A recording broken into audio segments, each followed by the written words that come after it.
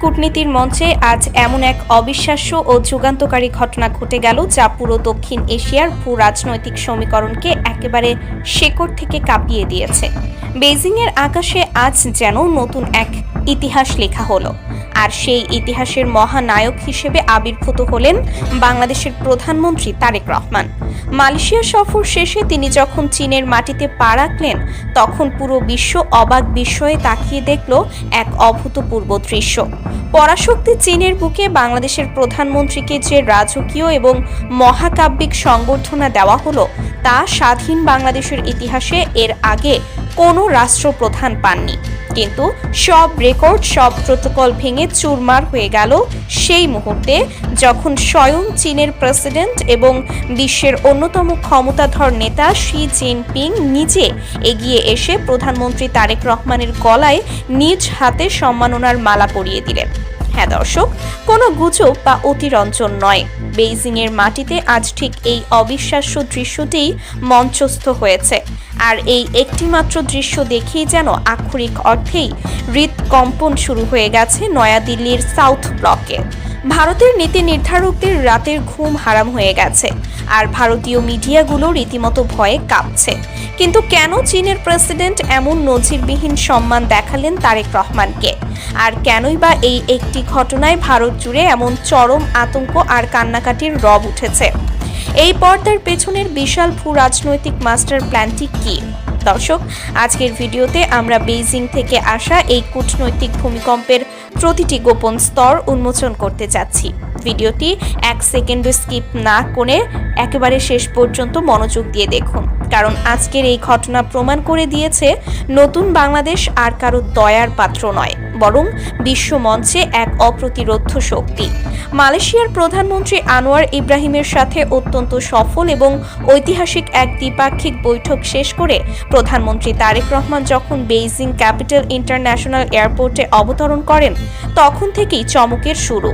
সাধারণত কোনো দেশের রাষ্ট্রপ্রধান চীনে গেলে তাকে রিসিভ করার জন্য চীনের একজন মন্ত্রী এবং উচ্চপদস্থ সরকারি কর্মকর্তাকে পাঠানো হয়। এটাই চীনের চিরাচরিত কূটনৈতিক প্রোটোকল। কিন্তু প্রধানমন্ত্রী তারেক রহমানের ক্ষেত্রে ঘটল এক বিস্ময়কর ব্যতিক্রম। বিমানবন্দর থেকে শুরু করে বেইজিংয়ের great hall of the people পর্যন্ত পুরো পথকে যেন লাল গালিচা আর দুই দেশের পতাকায় মুড়িয়ে দেওয়া হয়েছিল। কিন্তু গ্রেট হলে পৌঁছানোর পর যা ঘটল, তার জন্য আন্তর্জাতিক বিশ্লেষকরাও বিন্দুমাত্র প্রস্তুত ছিলেন না। গাড়ি থেকে নামার পর কোনো আনুষ্ঠানিকতা শুরুর আগেই স্বয়ং প্রেসিডেন্ট শি জিনপিং প্রোটোকল ভেঙে নিজে এগিয়ে আসেন। তার চোখে মুখে ছিল এক অদ্ভুত উচ্ছ্বাস আর উষ্ণতা। তিনি 2 হাত বাড়িয়ে প্রধানমন্ত্রী তারেক রহমানকে জড়িয়ে ধরেন এবং এরপর সম্পূর্ণ নিজস্ব উদ্যোগে এক বিরল সম্মানের প্রতীক হিসেবে তারেক রহমানের গলায় একটি বিশেষ সম্মাননার মালা পরিয়ে দেন। চীনের মতো একটি চরম রক্ষণশীল এবং প্রোটোকল মেনে চলা রাষ্ট্রের সর্বোচ্চ নেতার কাছ থেকে এমন একটি আচরণ কেবল একটি আনুষ্ঠানিকতা নয়, বরং এটি পুরো বিশ্বের কাছে একটি অত্যন্ত কড়া এবং স্পষ্ট বার্তা। শি জিনপিং এই একটি কাজের মাধ্যমে পুরো বিশ্বকে, বিশেষ করে প্রতিবেশী দেশগুলোকে বুঝিয়ে দিয়েছেন যে বর্তমান বাংলাদেশের নেতৃত্বকে চীন তাদের সমকক্ষ এবং অত্যন্ত মর্যাদাপূর্ণ কৌশলগত মিত্র হিসেবেই গ্রহণ করেছে। এটি কোনো সাধারণ বন্ধুত্ব নয়, এটি এক নতুন এশীয় জোটের আত্মপ্রকাশ। আর ঠিক এই দৃশ্যটি ভারতের জন্য এক চরম দুঃস্বপ্ন হয়ে দেখা দিয়েছে। চীনের গ্রেট হলে যখন শি জিনপিং এবং তারেক রহমান হাতে হাত রেখে হাসি মুখে দাঁড়িয়ে আছেন, তখন নয়াদিল্লিতে যেন রীতিমতো শোকের ছায়া নেমে এসেছে। ভারতীয় নীতি নির্ধারকরা এখন চুল ছিঁড়ছেন এই ভেবে যে তাদের দীর্ঘদিনের সাজানো বাগান কিভাবে চোখের পলকে হাতছাড়া হয়ে গেল। বিগত দিনগুলোতে ভারত সবসময় ভেবে এসেছে যে বাংলাদেশ তাদের বলয়ের বাইরের কোনো শক্তির সাথে, বিশেষ করে চীনের সাথে খুব বেশি ঘনিষ্ঠ হতে পারবে না। তারা সব সময় এক ধরনের প্রচ্ছন্ন চাপ প্রয়োগ করে বাংলাদেশকে নিজেদের নিয়ন্ত্রণে রাখার চেষ্টা করেছে। কিন্তু প্রধানমন্ত্রী তারেক রহমান ক্ষমতায় আসার পর থেকে সেই পুরনো দাসত্বের শৃঙ্খল ভেঙে চুরমার করে দিয়েছেন। তিনি অত্যন্ত সাহসিকতা এবং প্রজ্ঞার সাথে স্বাধীন ও ভারসাম্যপূর্ণ পররাষ্ট্রনীতি গ্রহণ গ্রহণ করেছেন। ভারত এখন পরিষ্কার বুঝতে পারছে যে বাংলাদেশ আর তাদের হাতের পুতুল নেই। চীনের প্রেসিডেন্টের নিজ হাতে মালা পরানোর এই দৃশ্য ভারতের কাছে স্রেফ একটি ছবি নয়, বরং এটি তাদের প্রতিবেশী প্রথম নীতির কফিনে মারার শেষ পেরেক। ভারতীয় মিডিয়াগুলোতে ইতোমধ্যে রীতিমতো হাহুতাশ শুরু হয়ে গেছে। তারা লাইভ টক শোগুলোতে বসে বিশ্লেষণ করছে কিভাবে বাংলাদেশের মতো একটি কৌশলগত গুরুত্বপূর্ণ দেশ সরাসরি চীনের সাথে এত গভীর সামরিক ও অর্থনৈতিক সম্পর্ক স্থাপন করছে।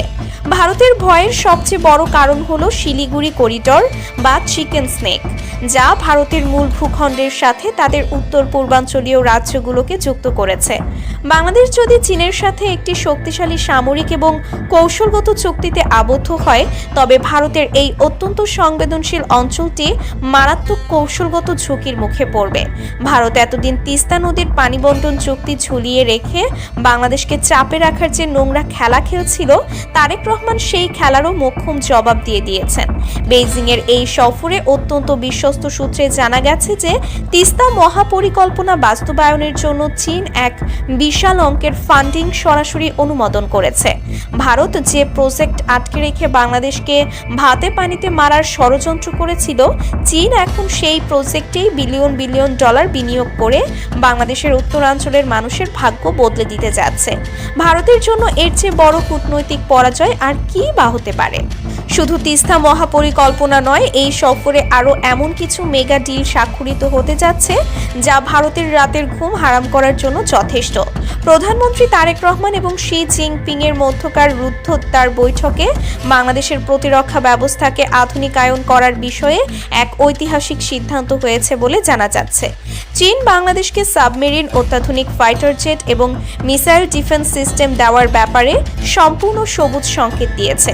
বঙ্গোপসাগরে বাংলাদেশের একচ্ছত্র আধিপত্য নিশ্চিত করতে এবং নৌবাহিনীকে একটি ত্রিমাত্রিক ও শক্তিশালী ফোর্সে রূপান্তর করতে চীনের এই সহায়তা হবে গেম চেঞ্জার। ভারত সবসময় চেয়েছে বঙ্গোপসাগরে তাদের একক আধিপত্য বজায় থাকুক, কিন্তু তারেক রহমান চীনের সাথে হাত মিলিয়ে বঙ্গোপসাগরের ভূ রাজনীতিতে এমন এক শক্ত প্রাচীর তুলে দিচ্ছেন যা ভেদ করার ক্ষমতা ভারতের নেই। পাশাপাশি গভীর সমুদ্র বন্দর নির্মাণ, রেলওয়ে নেটওয়ার্কের আধুনিকায়ন এবং বিশাল বিশাল শিল্পাঞ্চল গড়ে তোলার জন্য চীন যে বিপুল পরিমাণ বিনিয়োগের খাতা খুলে বসেছে, তা বাংলাদেশের অর্থনীতিকে আগামী কয়েক বছরের মধ্যেই এক নতুন উচ্চতায় নিয়ে যাবে। ভারত যেখানে এতদিন বাংলাদেশকে শুধুমাত্র তাদের পণ্যের বাজার হিসেবে ব্যবহার করেছে, সেখানে চীন বাংলাদেশকে এক সত্যিকারের অর্থনৈতিক পরাশক্তি হিসেবে গড়ে তুলতে হাত বাড়িয়েছে।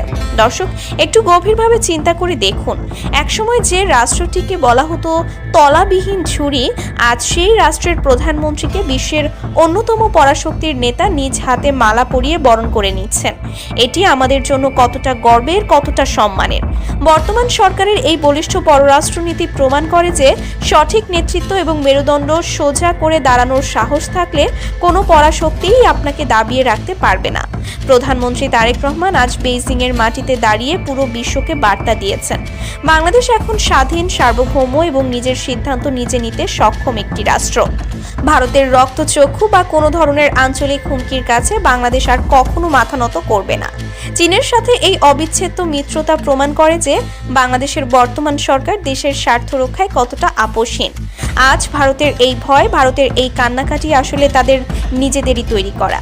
তারা যদি বছরের পর বছর ধরে সীমান্ত হত্যা, পানি আগ্রাসন এবং অসম বাণিজ্যের মাধ্যমে বাংলাদেশকে শোষণ না করত, তবে হয়তো আজ তাদের এই দিন দেখতে হতো না। বাংলাদেশের মানুষ আজ বুক ফুলিয়ে বলছে, আমরা আমাদের যোগ্য সম্মান আদায় করে নিতে জানি।